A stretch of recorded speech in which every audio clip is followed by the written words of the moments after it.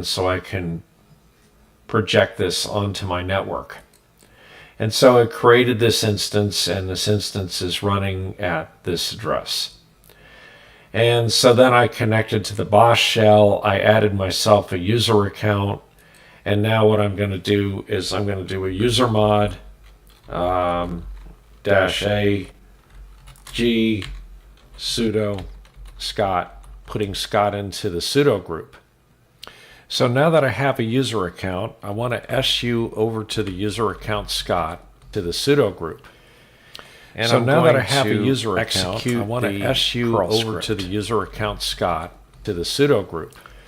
And so now that I have a user account, I want to SU over to the user account Scott to the sudo group. The next step we want to do is, so now that I have a user account, I want to SU over to the user account Scott to the sudo group. The next step we want to do is, so now that I have a user account, I want to SU over to the user account Scott and do a dot sudo. The next step we want to do is, so now that I have a user account, I want to SU over to the user account Scott and do a dot sudo. The next step we want to do is, so now that I have a user account, that should have started the web SU so we can go to our local address and connect to the Owncast instance. So here we are at the 172.16.1.231 port 8080 /admin that they said to go to. Of course, your address may differ. And I hit enter. It asks for a username, which is admin. The initial password is going to be ABC123, which is what the default stream key is. I click sign on, and we're at the web page. We're going to come back down here and do a Control-C. So now we want to do a sudo /etc sudo nano /etc /systemd/system, and we're going to create a file which I've already created called owncast.service.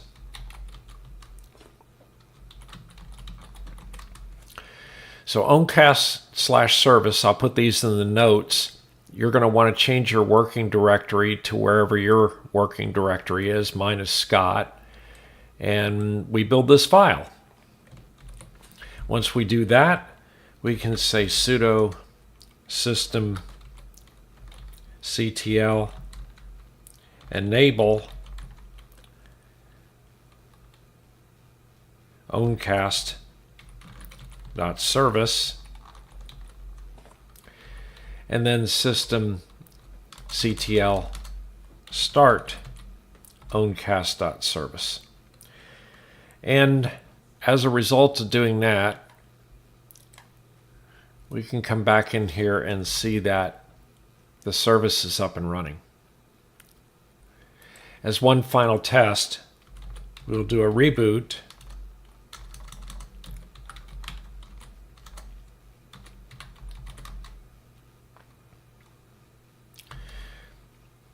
And we go back to our prompt here. I'm going to do Alexi exec to owncast again. Reconnect to it. I now know the server's up and running. I'm going to go back here and repaint the screen, and it's still up and running.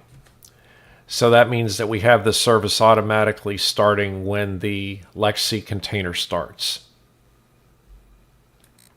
To allow users to reach our Owncast server outside of our network, we need to be able to create a reverse proxy for that. So I do an IP-A or IP space A, and you can see that the address for my own server on my LAN is 172.16.1.31. And behind the scenes, I went ahead and went into Nginx Proxy Manager, created an HTTP entry for 172.16.1.231, and the forward port is 8080 since that's what they told us that it takes. Now that I've done that, I should be able to come up here and say owncast.scottabyte.com, and there it connects.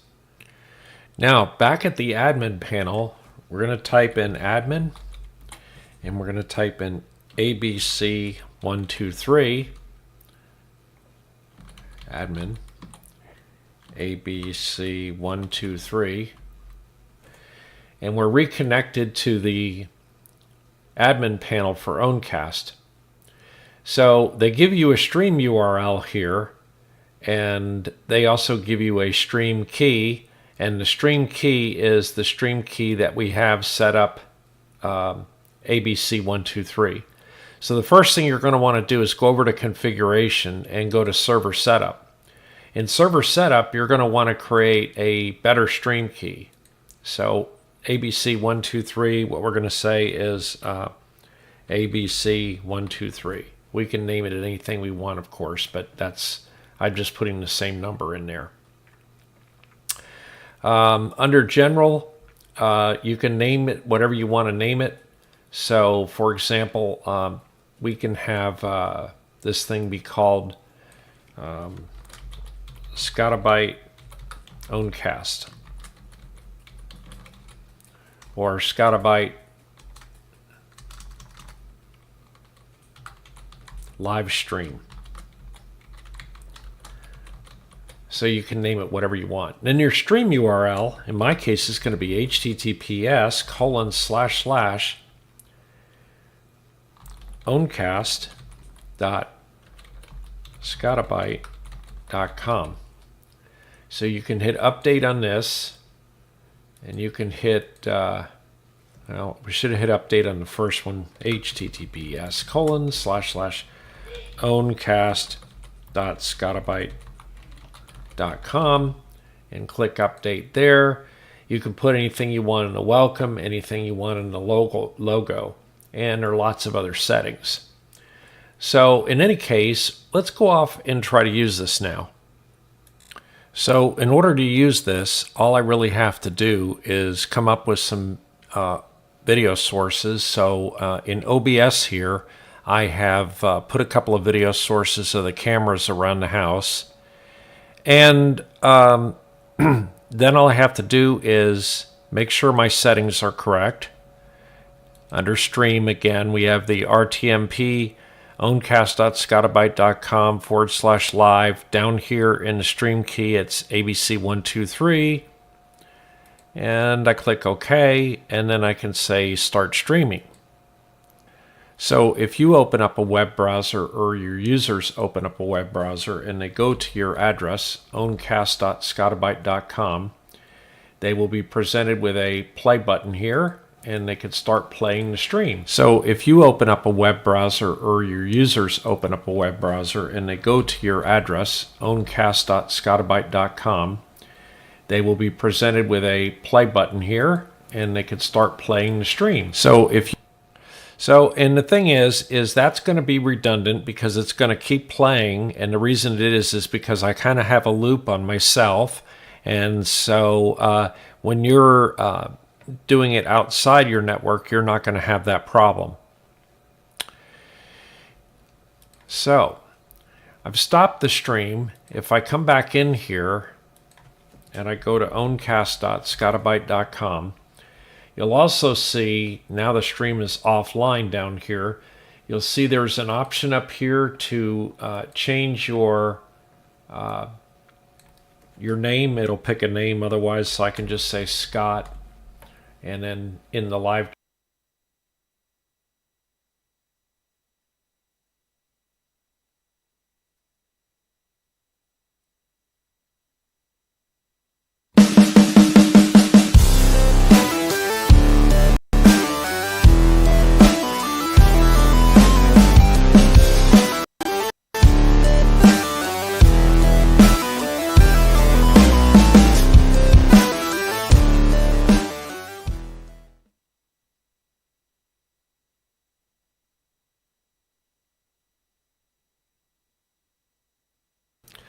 Hello and welcome back to the Scottabyte channel, and this is Scott. So today we're going to talk about self-hosted streaming.